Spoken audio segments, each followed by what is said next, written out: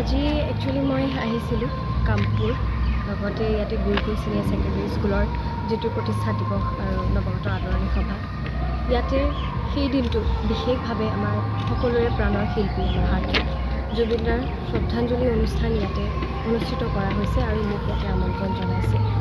আচলতে ভাবিবলৈ গ'লে খুব দুখৰ কথা যে জুবিন দা আমাৰ মাজত কায়িকভাৱে নাই আৰু এনেধৰণে গুচি গ'ল বুলি আমি কোনেও ভবা নাছিলোঁ। কিন্তু দাদা যদিও আমাৰ মাজত কায়িকভাৱে নাই, দাদাই সদায় আমাৰ লগত থাকিব, আমাৰ প্ৰাণত থাকিব আৰু এনেধৰণে আমি দাদাক সদায় জীয়াই ৰাখিব লাগিব।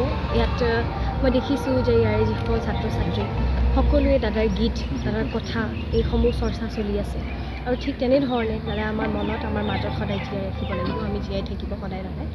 চ' মই য'তেই গৈছোঁ দাদাৰ কথাই কৈছোঁ আৰু সকলোৱে আজি যিটো মোক এটা চিনাকি দি থৈ গ'ল সকলোৰে মৰমৰ দাদাই, সকলোৱে এতিয়া দাদাৰ মৰমৰ মৌ বুলি আপোনালোকে জানে বা ৰাইজে জানে।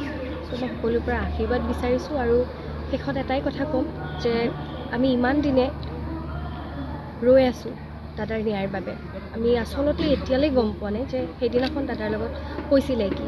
বহুত মনত প্ৰশ্ন আছে কিহৰ বাবে দাদাক আমি হেৰুৱাবলগীয়া হ'ল আৰু সেইসমূহ প্ৰশ্নৰ আমি উত্তৰ বিচাৰিছোঁ আৰু মই সেইটো আশা কৰিম যে তদন্তসমূহ বহুত ভালকৈ হওক আৰু আমি প্ৰশ্নৰ উত্তৰবোৰ যে সোনকালে পাওঁ। একচুৱেলি ৰৈ ৰৈ বিনালেখন দাদাই বহুত বছৰ আগৰ পৰা পৰিকল্পনা কৰি থৈছিলে, দাদাও কৈছে আৰু লগতে বহুতকেইটা ইণ্টাৰভিউজত দাদাই সেই কথাটো নিজেই কৈ থৈছে স্পষ্টভাৱে। ত' সেইটো দাদাৰ এটা পৰিকল্পনা, দাদাই সেইটো সাগৰক লৈ চিম্বলাইজেশ্যন কৰিছিলে, কেনেধৰণে কৰিছিলে চিনেমাখনত সেইটো দেখিছে। যদি সেইটোৰ লগত আমি ৰিয়েলিটিটো মেটচ কৰিবলৈ যাওঁ সেইটো ক'ৰবাত মোৰ ঠিক নহ'ব যেন লাগিছে। চিনেমাখনৰ বস্তুটো চিনেমা হিচাপেই থওক আৰু ৰিয়েল লাইফৰ বস্তুটো ৰিয়েল লাইফ হ'লে বেছি ভাল হ'ব। আপুনি যিহেতু ৰৈ ৰৈ বিনালে চিনেমাখন আপুনি অভিনয় কৰিছিলে আৰু জুবিন গাৰ্গক আপুনি কেনেধৰণে পাইছিলে?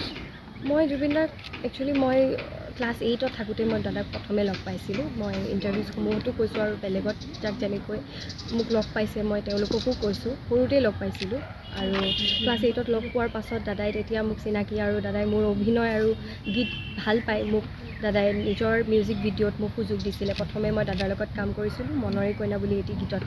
তাৰপাছত সেই গীতটিত যেতিয়া দাদাই মোৰ অভিনয় দেখিলে দাদাই নিজেই ক'লে যে তই মোৰ সপোনৰ ছবি ৰৈ ৰৈ বিনালে মোৰ লগত অভিনয় কৰিব লাগিব আৰু সেইটো মোৰ বাবে মই ভবা নাছিলোঁ যে দাদাই মোক নিজেই ক'ব দাদাৰ সপোনৰ ছবি ৰৈ ৰৈ বিনালেত মোক অভিনয়ৰ সুযোগ দিব।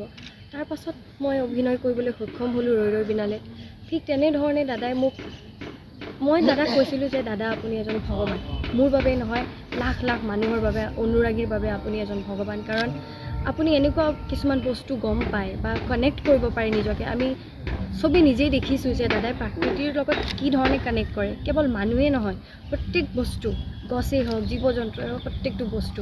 চ' ডেফিনেটলি দাদাৰ ওচৰত কিবা এটা ডিভাইন পাৱাৰ আছিলে আৰু দাদাক মই কৈছিলোঁ যে দাদা আপুনি ভগৱান হয়, কাৰণ আপুনি বস্তুবোৰ এনেধৰণে বুজে যিটো আমাৰ বাবে, আমাৰ নিচিনা সাধাৰণ মানুহৰ বাবে এইটো সম্ভৱেই নহয়। মই সেইটো কথা দাদাক কৈছিলোঁ আৰু দাদাই আমাৰ নিচিনা নৱপ্ৰজন্মক সদায় এটা স্পেচ দিছিলে, এখন প্লেটফৰ্ম দিছিলে, এখন মঞ্চ দিছিলে আগবঢ়াই। চ' সেই বস্তুটো চাগে আৰু কোনো দিব নোৱাৰিব, যদিও ডেফিনেটলি দিব বিকজ কিন্তু জুবিন দাৰ নিচিনা আন এজন ব্যক্তি আৰু কেতিয়াও নোলায় আমাৰ মাজত। সেইটোৱে মোক মুখ্যমন্ত্ৰীগৰাকীয়ে কৈছে যে তাৰিখৰ পিছত তাৰিখ চাৰ্জশ্বিট দিয়াৰ ক্ষেত্ৰত আজি এটা দিয়ে কালি এটা ডেট দিয়ে, কি ক'ব এই ক্ষেত্ৰত? এই ক্ষেত্ৰত আমি বহুত ধৈৰ্য ধৰি ৰৈ আছোঁ, এতিয়া পজিটিভ হৈ আছোঁ। মই আগতেও ক'লোঁ যে উত্তৰবোৰ আমাক যিমান শীঘ্ৰেই হওক লাগে। আপুনি বিচৰা বাতৰি পাব কেৱল নিউজ 18 এপত। নিউজ 18 এপ ডাউনলোড কৰিবলৈ স্কেন কৰক এই QR কোড। গুগল প্লে ষ্টৰতো পাব এই নিউজ 18 এপ।